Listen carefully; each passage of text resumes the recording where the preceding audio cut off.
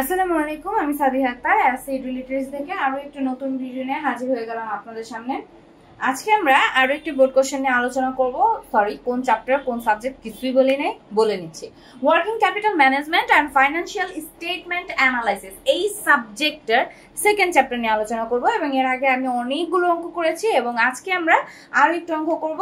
তো সেকেন্ড চ্যাপ্টারের যে অঙ্কটা মানে যে বোর্ড কোশ্চেনটা আজকে আমি করব, এখানে আজকে আমি একটা বোর্ড কোশ্চেন করব না, কারণ দুইটাই বোর্ড কোশ্চেন খুবই ছোট ছোট, এই কারণে আমি দুইটা বোর্ড কোশ্চেন আপনাদের করে দেখাবো আজকে, ঠিক আছে?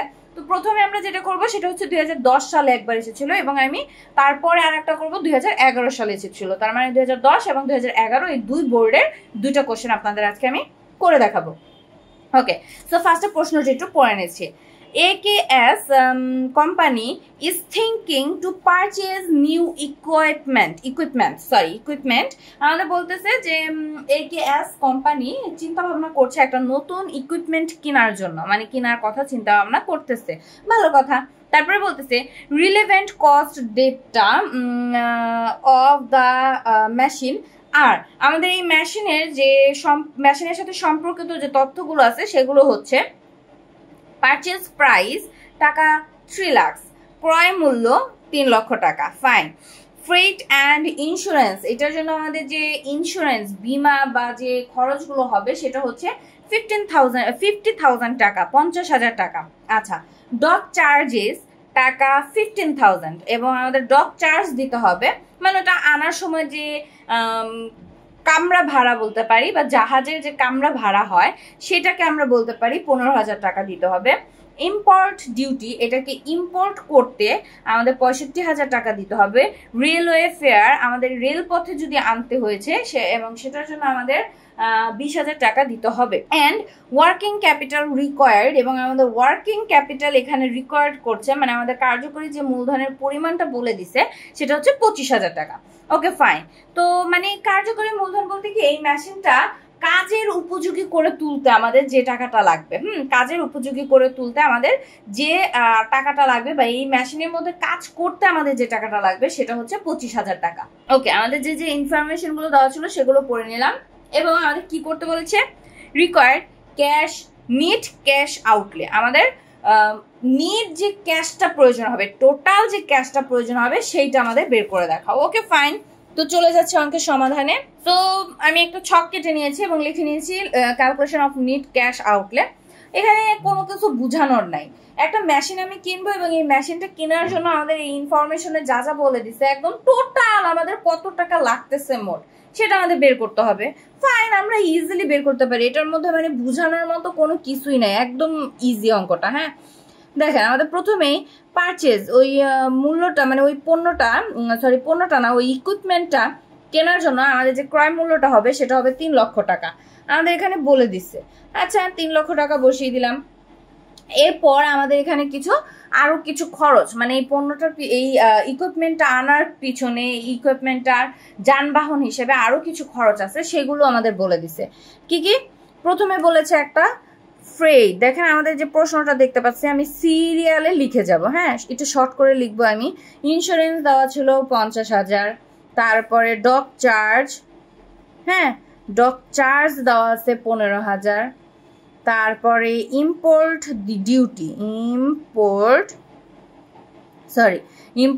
ডিউটি এটা দেওয়া আছে আমাদের 65,000, তারপর রেলওয়ে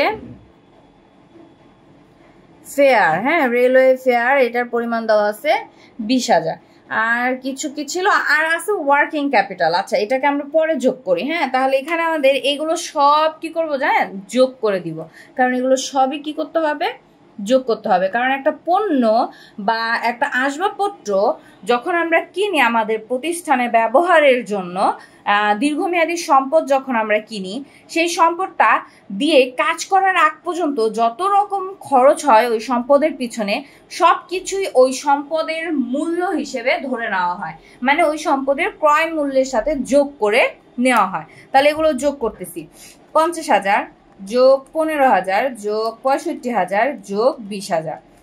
তো আমরা এখানে পাচ্ছি 1,50,000 টাকা, এই বসিয়ে দিচ্ছে 1,50,000 টাকা এবং এই 3 লক্ষের সাথে এটা যোগ করলে আমরা পাচ্ছি 4,50,000 টাকা। ওকে, এবং আমাদের এখানে ওয়ার্কিং ক্যাপিটাল দেওয়া ছিল, যোগ ওয়ার্কিং ক্যাপিটাল, এটা দেওয়া ছিল হচ্ছে 25,000 টাকা। ওয়ার্কিং ক্যাপিটাল কত দেওয়া ছিল? 25,000 টাকা। তাহলে বসিয়ে দিচ্ছি 25,000 টাকা, এবং এটাকে যখন এটার সাথে যোগ করে দিব আমরা পাবো 4,75,000 টাকা। তার মানে আমাদের নিট ক্যাশ আউটলে কত পাচ্ছে? আমাদের টোটাল যে ক্যাশটা লাগবে সেটা হচ্ছে 4,75,000 টাকা। তার মানে আমাদের এই যে ইকুইপমেন্ট আসছিল, এই ইকুইপমেন্টটা কিনে আনতে আমাদের টোটাল 4,75,000 টাকার প্রয়োজন হবে। এখন আমাকে অনেকে বলতে পারেন যে আপু ওয়ার্কিং ক্যাপিটালটা যখন যোগই করলেন তাহলে এখানেই তো এগুলোর সাথেই তো যোগ করে দিতে পারতাম। তাদের উদ্দেশ্যে বলবো যে ওয়ার্কিং ক্যাপিটাল এই চ্যাপ্টারটা যারা শুরু থেকে করে এসেছেন তারা অবশ্যই খেয়াল করেছেন যে ওয়ার্কিং ক্যাপিটালটা কখনোই আমরা শুরুতে যোগ করি না, ওয়ার্কিং ক্যাপিটালটা একদম সবার শেষে গিয়ে যোগ করতে হয়, তাই তো? সো এই কারণে আমি এখানে ওয়ার্কিং ক্যাপিটালটাকে যোগ করে দিয়েছি এবং বইয়ের মধ্যেও সেম ভাবেই করেছে, ঠিক আছে? তো যাই হোক, আমাদের এখানে এই অঙ্কটা হয়ে গেল। আমাদের এই বোর্ড কোশ্চেনটা 2010 সালের এই বোর্ড কোশ্চেনটা এতটুকুই কাজ, জাস্ট এতটুকু।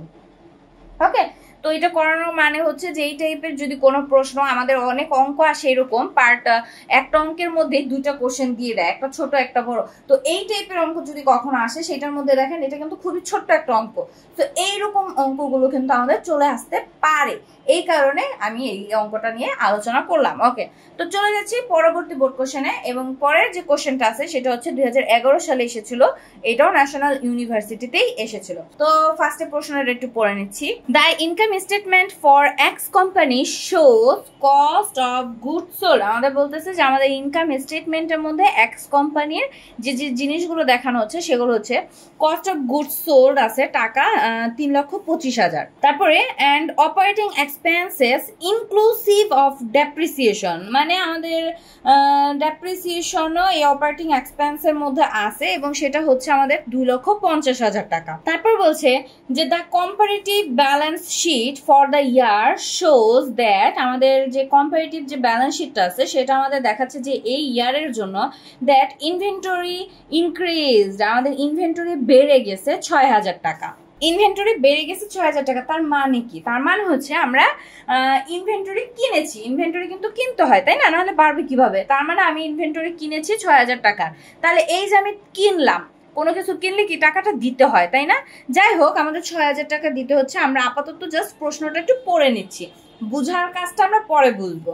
তারপরে বলছে ডিক্রিজ প্রিপেইড এক্সপেন্স আছে 6,000 টাকা, অ্যাকাউন্টস পেয়েবল ডিক্রিজড আছে 8,000 টাকা, এবং অ্যাকোয়ার্ড এক্সপেন্স পেয়েবল ইনক্রিজড আছে 4,000 টাকা। ওকে, তারপর বলছে using the direct method compute, আমাদের ডাইরেক্ট মেথডে ক্যালকুলেশন করে দেখাও যে একে বলছে cash payments to suppliers and আমাদের সাপ্লায়ার্সদের কত টাকা পেমেন্ট করতে হবে সেটা আমাদের দেখাও বের করে, এবং আর একটা দুয়ে বলেছে cash payment for operating expenses, এবং অপারেটিং এক্সপেন্সের জন্য আমাদের কত টাকা পেড করতে হবে সেটা আমাদের ক্যালকুলেশন করে দেখাও। ঠিক আছে, এইগুলো আমাদের প্রশ্নটার মধ্যে বলেছে।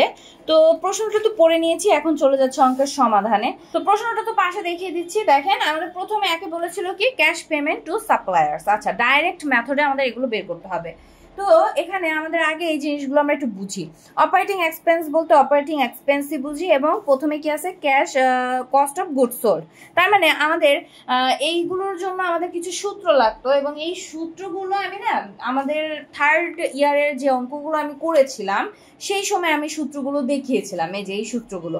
ঠিক আছে, আমি চেষ্টা করব ভিডিও লিঙ্কটা ডেসক্রিপশন বক্সে দিয়ে দেওয়ার চেষ্টা করব আমি। ওকে, সো আমি এখন জাস্ট এইভাবে আমি আপনাদের একটু রুলসটা দেখিয়ে দিচ্ছি, এবং এটা হচ্ছে আমাদের থার্ড ইয়ারে যে ক্যাশ ফ্লো স্টেটমেন্টটা যখন আমরা করেছিলাম তখন ডাইরেক্ট মেথডে এই রুলসগুলো ইউজ করে আমাদের কাজ করতে হতো। হ্যাঁ, তো সেই চ্যাপ্টারটা নিয়ে আমি অলরেডি আলোচনা করে গেছি, এবং ওই চ্যাপ্টারটা থার্ড ইয়ারে যারা ওই চ্যাপ্টারটা ভালো করে করে গেছেন তারা ফোর্থ ইয়ারে কিন্তু এইগুলো অঙ্কগুলো খুব ইজিলি করে নিতে পারবেন। ঠিক আছে, আর যারা নতুন তাদের উদ্দেশ্যে বলবো, যারা থার্ড ইয়ারে ভালো করে পড়েনি বা এই চ্যাপ্টারটা মিস করে গেছি তাদেরকে বলবো একটু ওই চ্যাপ্টারটা দেখে নেবেন, তারপর এখানে আসবেন, দেখবেন খুব ইজিলি হয়ে গেছে। হ্যাঁ, তো প্রথমে আমাদের ক্যাশ পেমেন্ট টু সাপ্লায়ার্স, এটা সূত্রের মধ্যে আমাদের আনতে হয় cost of goods sold. Okay fine, cost of goods sold আমাদের প্রশ্নে বলে দিছে কস্ট অফ গুডস সোল্ড কত টাকা ছিল, 3,25,000 টাকা।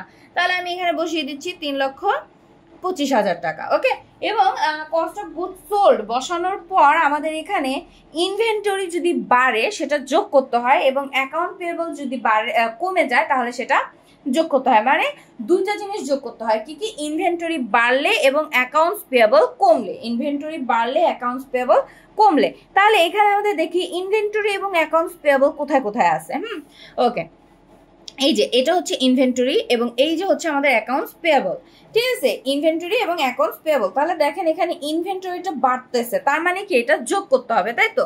তাহলে যোগ সাইন দিলাম এবং ইনভেন্টরি ইনক্রিজড লিখে দিচ্ছি, যেহেতু বেড়েছে, বাড়লে কি করতে হয়? যোগ করতে হয়। কত টাকা আছে? 6,000, এই 6,000 বসিয়ে দিলাম। এবং অ্যাকাউন্টস পেয়েবল কমে গেলেও কি করতে হয়? যোগ করতে হয়। তাহলে আমি এখানে দিয়ে দিচ্ছি অ্যাকাউন্টস পেয়েবল ডিক্রিজড। এই ডিক্রিজড দিয়ে আমরা কি করে দিব? কত টাকা আছে? 8,000 টাকা, এই বসিয়ে দিলাম এবং এটাও কি করতে হবে? যোগ করতে হবে। তাহলে আমি যোগ করে দিচ্ছি 3,25,000 যোগ 6,000 যোগ 8,000। ঠিক আছে, তাহলে আমরা পেয়ে যাচ্ছি 3,39,000 টাকা। এই বসিয়ে দিলাম 3,39,000 টাকা, ক্লোজ করে দিলাম এবং এটা হয়ে গেল কি? Cash payment to suppliers. তার মানে যাদের কাছ থেকে আমরা আনলাম তাদেরকে কত টাকা দিতে হচ্ছে? এত টাকা, 3,39,000 টাকা দিতে হবে।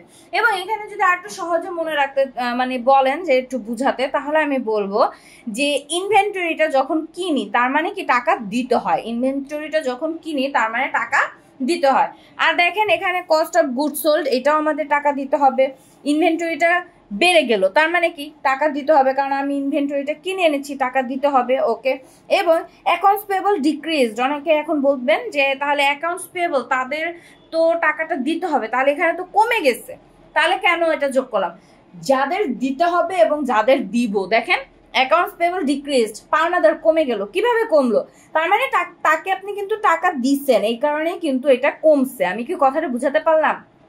অ্যাকাউন্টস পেয়েবল ডিক্রিজ, তাহলে এটা কেন যোগ হলো? হ্যাঁ, তো তাদের উদ্দেশ্যে বললাম কি যে পাওনাদার কমে গেছে। তার মানে কি পাওনাদারটা কমে কখন? যখন আমরা পরিশোধ করে দিই তখনই কিন্তু পাওনাদারটা কমে যায়। তার মানে আমরা কি করলাম? তাকে পরিশোধ করে দিছি এবং এই কারণে অ্যাকাউন্টস পেয়েবল কমে গেল এবং এই কারণে এটা যোগ করলাম। কেন? কারণ আমাদের টাকা চলে গেল, ক্যাশ টাকা চলে গেল। ওকে, সো আমাদের এইটা হয়ে গেল ক্যাশ পেমেন্ট টু সাপ্লায়ার্স এর হিসাব। ফাইন, এরপরে চলে যাব cash payment to operating expense. তাহলে cash payment to operating expense, যেহেতু অপারেটিং এক্সপেন্স নামটাই দেখতে পাচ্ছি অপারেটিং এক্সপেন্স, আর এখানে আমাদের প্রশ্নে ডাইরেক্ট একটা অপারেটিং এক্সপেন্স বলে দিছে, আমরা তাহলে আগে এটা বসিয়ে নিই। অপারেটিং এক্সপেন্স ছিল 2,50,000 টাকা। ফাইন, এবং অপারেটিং এক্সপেন্সের মধ্যে কি কি আসবে? অপারেটিং এক্সপেন্সের যে রুলসটা, সেখানে আমাদের দুইটা জিনিস যোগ করতে হয় এবং তিনটে জিনিস বিয়োগ করতে হয়।